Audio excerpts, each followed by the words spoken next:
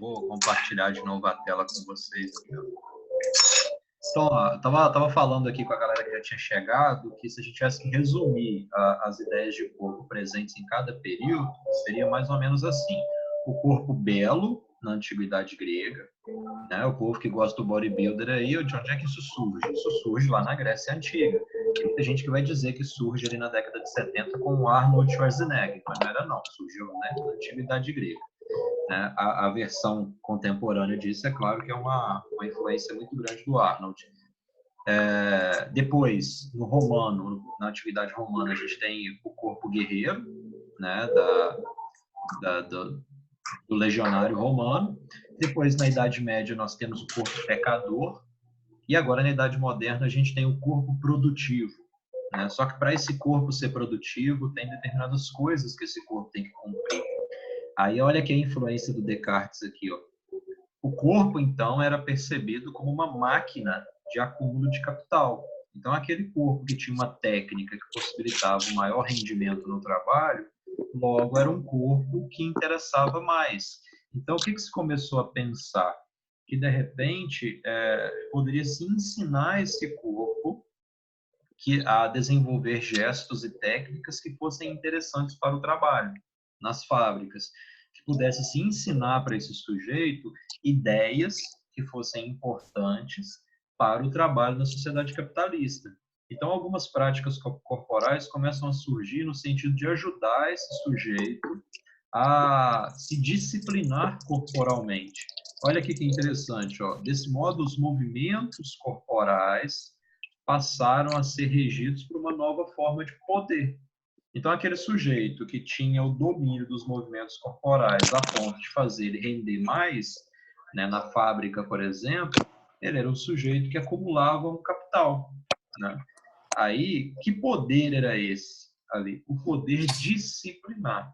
Então, ter um corpo disciplinado era aquilo que interessava. Quais foram as práticas corporais utilizadas para disciplinar o corpo?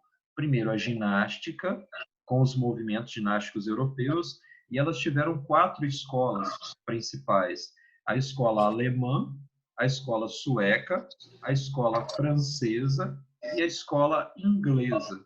A escola sueca foi a principal escola de ginástica, com o método sueco, a influenciar a ginástica brasileira, por exemplo. Nós vamos estudar isso na próxima aula já. Tá? Então, entendam isso aqui, ó. As práticas corporais vieram no sentido de disciplinar o corpo. Para quê? Para que eles rendessem mais. Né? Porque o trabalho numa sociedade industrial exige um corpo disciplinado. Então, como é que é esse corpo no capitalismo, então, nessa sociedade? O ser humano, ele é colocado a serviço da economia e da produção. Então, considerando assim, o Karl Marx não estava tão errado a dizer que o homem era alienado ao trabalho, porque ele está aqui a serviço da economia, a serviço da produção. A própria discussão que nós temos agora em função dessa pandemia e as discussões se sai do isolamento social ou não, porque a economia não aguenta, também é uma retratação dessas ideias. Então, o corpo que pode ficar doente, não, deixa o corpo ficar doente, não tem problema, desde que a economia não pare. Porque se um corpo cair, se um corpo morrer, eu tenho um outro corpo para substituir, não tem problema isso. Né? Gera, então, essa ideia aqui. Eu queria que vocês sempre, quando a gente falar de idade moderna e idade contemporânea, eu gostaria que vocês lembrassem desta expressão que está em destaque. É um corpo produtor, é um corpo produtivo. Tá? Então, sempre ao associar corpo à idade moderna e à idade contemporânea, nós vamos lembrar de qual expressão? Corpo produtivo, corpo produtor. Produtor onde? Na fábrica. Produtor como? A partir do rendimento, a partir da técnica corporal e a partir da disciplina corporal. Agora, imagine o seguinte, para eu conseguir dar conta de produzir lá na fábrica, eu preciso de saúde. Aí essa saúde agora, ela não pode ser entendida mais somente como resultado da beleza física, como os gregos faziam, né? Essa saúde aqui, ela vai ser entendida no sentido de adaptação de hábitos das pessoas. Então, olhem só, precisa-se ter saúde para melhor produzir e precisa de adaptar-se aos padrões de beleza para melhor consumir. Aqui tem uma metáfora interessante aqui, que é uma história contada, que é a seguinte: a máquina disse ao homem: eu te darei um grau de liberdade jamais visto, mas você terá que gastar todo o seu tempo livre consumindo os meus produtos. Então, basicamente, é isso que acontece conosco na nossa sociedade. Nós trabalhamos para quê? Para poder consumir mais. Quais são os ideais de vida que orientam a minha vida e a vida de vocês? Nós queremos um trabalho maior, melhor, né? Para consumir mais. Nós queremos trabalhar cada vez menos, receber cada vez mais, para, teoricamente, usufruir de um tempo livre com as coisas que a gente consumir. Uma formação superior, um carro melhor, uma casa melhor, uma viagem. Tudo isso todas estas são formas de consumo. Só que eu queria que vocês notassem aqui uma mudança, ó. A gente sai de um corpo produtor lá na fábrica e a gente vem aqui para um corpo que consome. Há uma migração entre uma ideia de corpo e outra. Mas o que esse corpo consome? No fim das contas. O que ele produzia lá na fábrica? Ele produzia bens de consumo. E o que ele consome aqui?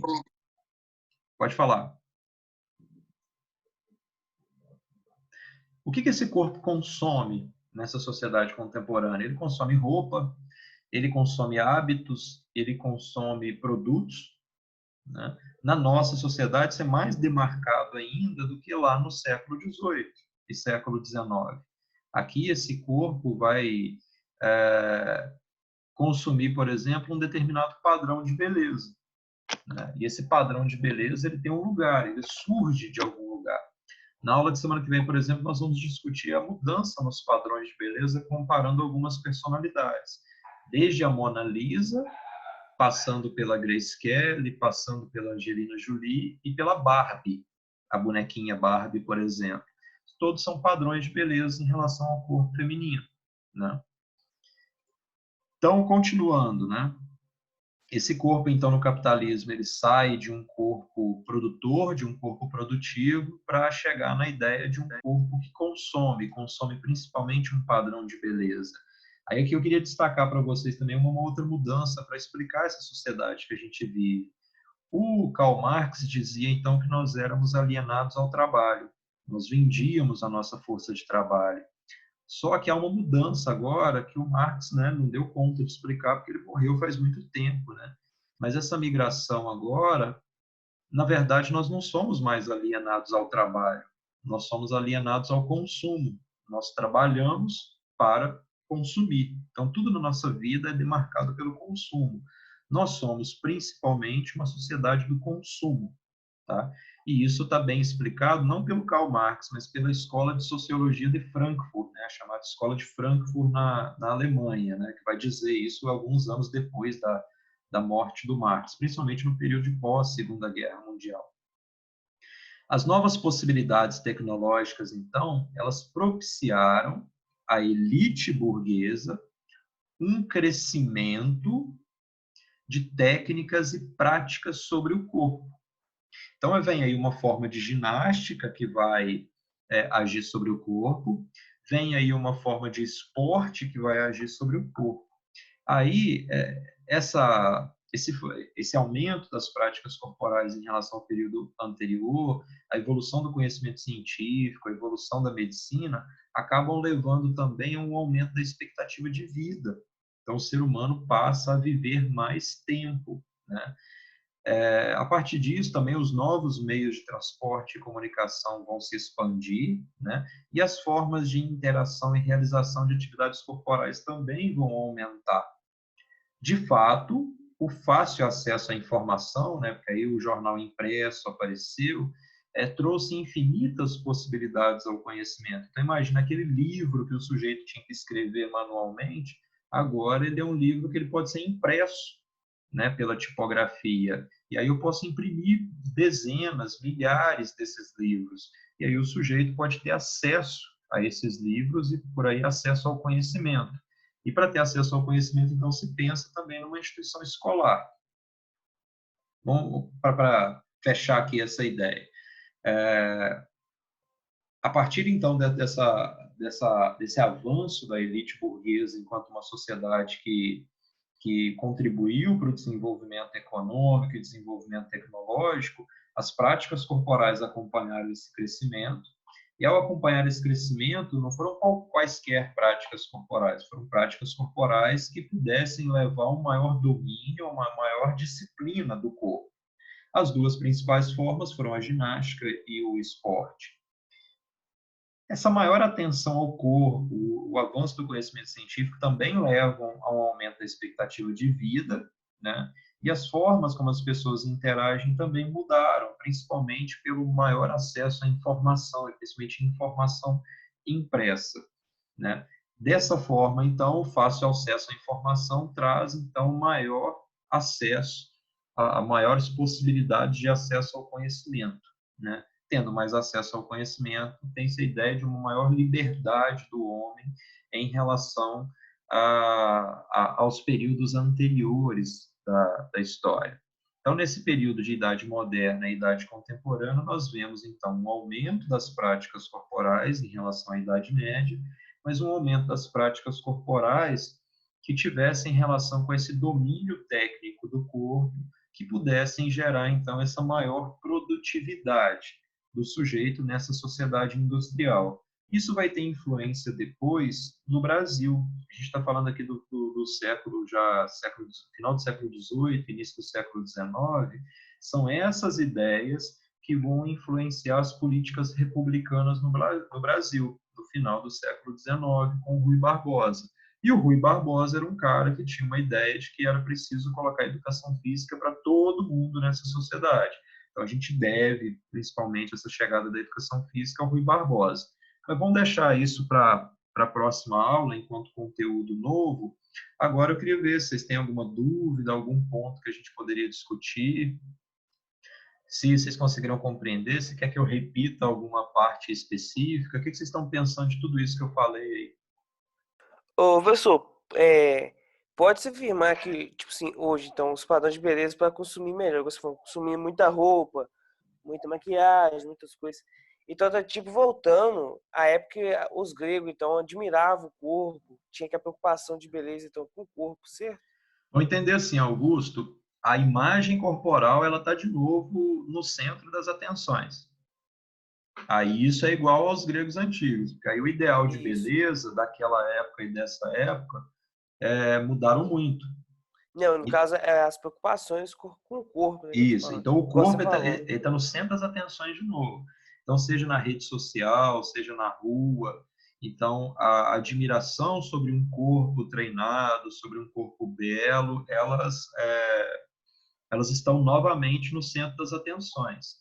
Aí a gente vai ver a preocupação do brasileiro com ir à praia, né? O corpo em evidência, isso serve muito para a gente entender o corpo no Brasil, porque o Brasil, sendo um país tropical, sendo um país com uma faixa litorânea tão grande, isso modifica a forma como as pessoas se relacionam com as práticas corporais e com o próprio corpo. O corpo ele fica mais exposto, as pessoas usam pouca roupa, e aí a tendência em ter uma preocupação maior com a imagem corporal cresce bastante. Só que aí tem um ponto aí, o Augusto, que é assim, o que as pessoas fazem em nome desse padrão de beleza? E será que esse padrão de beleza é só do corpo treinado, do corpo sarado, ou tem outras características que entram nesse ideal de corpo? Aí esse é um ponto que a gente tem que discutir. Entendi.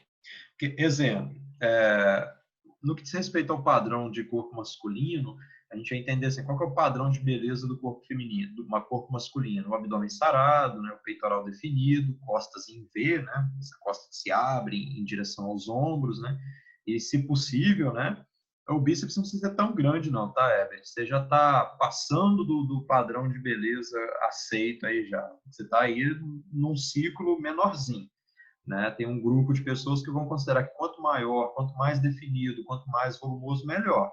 Mas tem um grupo de pessoas bem maior, né? Você, Herbert, faz parte do grupo do grande, enorme, imenso. Quanto maior, melhor. mas o padrão de beleza nacionalmente considerado é aquele padrão que considera que não precisa ter tanto volume muscular, mas que precisa de mais definição muscular. Né? Eu sou do grupo que do grande, enorme, imenso, não tem problema nenhum também, embora eu não seja mais adepto da prática, né? Não consigo manter. Já em relação ao corpo feminino, nós temos grandes variações. Então, o que é considerado belo quando se fala do corpo feminino? É o cabelo liso, né? A pele bronzeada, barriga sequinha, peitão, bundão, colchão, percentual de gordura baixo. Às vezes outras questões relacionadas a outras vertentes da estética, como a mulher depilada é a mulher mais bonita do que a mulher não depilada. Então, aí, como depilação, entende corpo inteiro, tá? Sobrancelha, perna e algumas cositas más, mas entendo que todas são questões que estão colocadas no que a gente considera como um padrão de beleza. Então, olha quanta coisa a mulher tem que fazer para se enquadrar no padrão de beleza. Ela tem que adquirir roupas de determinadas formas, ela tem que ir no salão de beleza consumir um produto para alisamento do cabelo, ela tem que ir numa clínica de estética para fazer depilação corporal. Então, olha quanta coisa. Ela tem que, possivelmente, se bronzear, né, na praia. Se ela não consegue fazer isso sempre, quando ela vai, ela tem que garantir esse bronzeamento para o resto do tempo. E ela ainda tem que frequentar a academia. Então, vocês concordam que a exigência para o padrão de beleza feminino ela é muito mais impositiva do que sobre o homem? Né? Então, o homem, se ele tiver uma barriguinha, o problema não é tão grande assim. Né? Agora, para a mulher, não. A mulher ela não pode, né? Não é aceito que a mulher engorde. Será que as mulheres brasileiras, será que as mulheres da turma se enquadram nesse padrão de beleza que é socialmente aceito? Ou desejado, vamos pensar assim? Aí, será que o problema está nas mulheres da turma ou será que o problema está no padrão de beleza que é imposto? A gente vive num país que é resultado da miscigenação de índios, negros e brancos, né? Será que dá para dizer que há um padrão de beleza, por exemplo, cabelo liso? Como é que você pode falar de cabelo liso num país que tem 52% da população parda ou negra? Por que a gente vai falar de cabelo liso num país desse? Né? Então, o problema não está no corpo, o problema não está nas mulheres, o problema está no tipo de padrão, no tipo de modelo que se estabelece e começa a se impor aos outros. Né? Quando eu falo que um padrão de beleza é imposto, o que vocês pensam a respeito disso? Tá sendo o padrão da sociedade, né? Mas quando eu digo que ele é imposto, você entende essa imposição?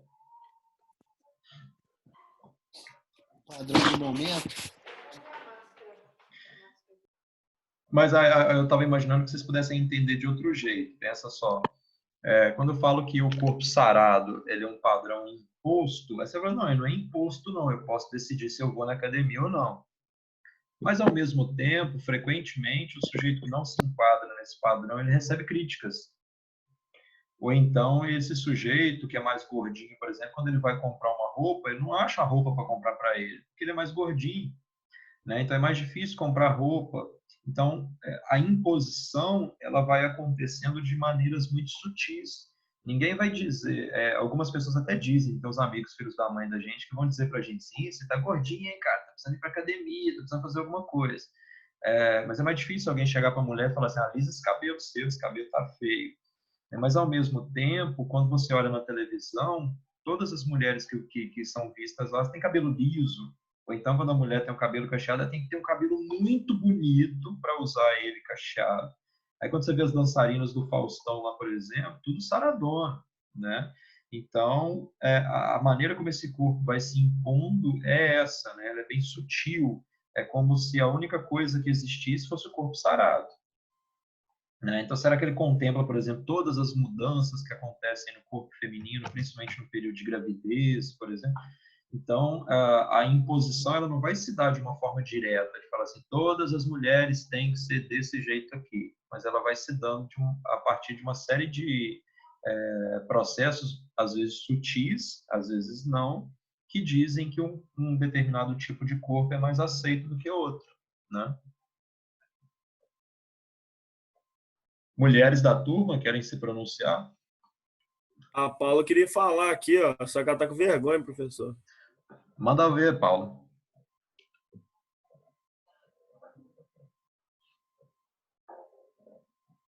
Ô, Paulo, se quiser falar no chat também, fica à vontade. Eu comento aqui a partir do que você escrever, tá?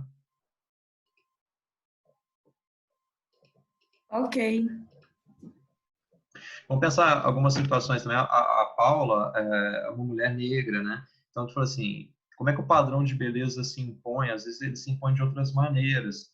Então, quando as atrizes das principais novelas, as principais atrizes das principais novelas, quando elas são brancas, então você acaba fazendo surgir uma ideia de que para ser uma determinada atriz tem que ser branca, né? Que se você for negro, o negro não vai aparecer. O negro ele vai ter um papel na novela de empregado doméstico, de babá da família, mas ele não vai ter o papel de diretor da empresa lá na novela, né? Então, esse é um discurso que é utilizado na novela, nos filmes, que acaba impondo uma determinada ideia sobre o corpo negro e o corpo branco, né? Como se fosse uma divisão.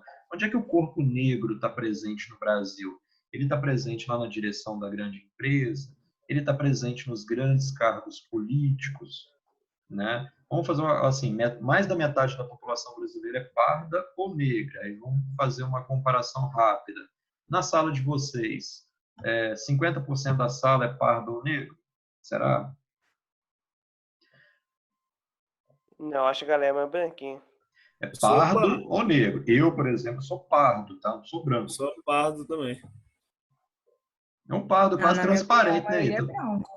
É porque eu não tô pagando Muito sol não, esses dias, muito tá não. muito branco. Então você é branco, velho. Eu posso tomar sol ou não, que eu vou continuar. É por causa do reflexo, professor, aqui, ó, do É, notebook. É o Mas branco, sujeito. meu filho. meu documento é tudo pardo, entendeu? Mas se a gente for lá, por exemplo, lá pro Nordeste, eles não falaram, mas é branco, igual a Bela do Crepúsculo. O pessoal lá é tudo frio no sol. Vai falar que a gente tá dando reflexo na praia lá. Mas a comparação é a seguinte: se metade da população brasileira é parda ou negra, então era de se esperar, se a sociedade fosse justa, que metade dos cargos nas empresas fosse de pardo negro, que metade dos cargos políticos fosse de pardo negro, que metade das turmas no ensino superior fosse de pardo negro. Mas aí isso escancara uma certa desigualdade social, né? Aí a pergunta de onde está o corpo negro no Brasil, esse corpo negro ele aparece nas novelas, e aí ele aparece de uma determinada maneira nas novelas também, e ele está no esporte, porque esse corpo negro ele serve para entreter, né? Então ele vai estar nas atividades culturais, ele vai estar no esporte. Você vê que aí tem um grande percentual dos atletas que são negros. É difícil você ver um atleta, principalmente de futebol, que seja de característica predominantemente branca. Eles são mais raros, assim, né? Porque a origem do jogador de futebol é a origem do sujeito da periferia, né? Onde concentra mais a população parda ou negra. Então, o corpo negro está colocado nesse lugar de entreter, né? De divertir o outro.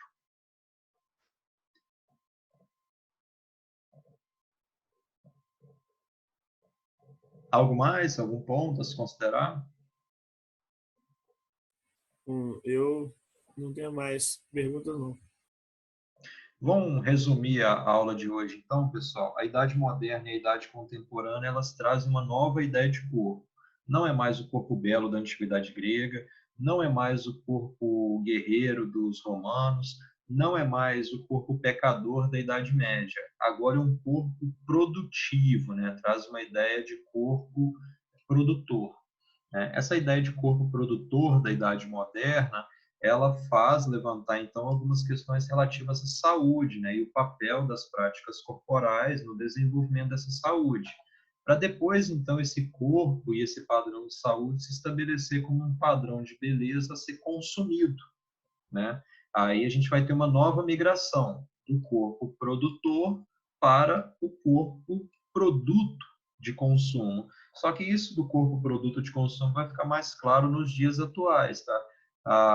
O sujeito que recorre, o sujeito homem ou mulher que recorre, por exemplo, à cirurgia plástica, quando ele chega no cirurgião plástico, é como se ele escolhesse o nariz, a boca, a orelha que ele quer, o seio ou o músculo peitoral, porque o homem também faz tipo de cirurgia, é como se ele escolhesse na prateleira. Eu quero esse corpo aqui, então é esse corpo aqui que eu vou comprar.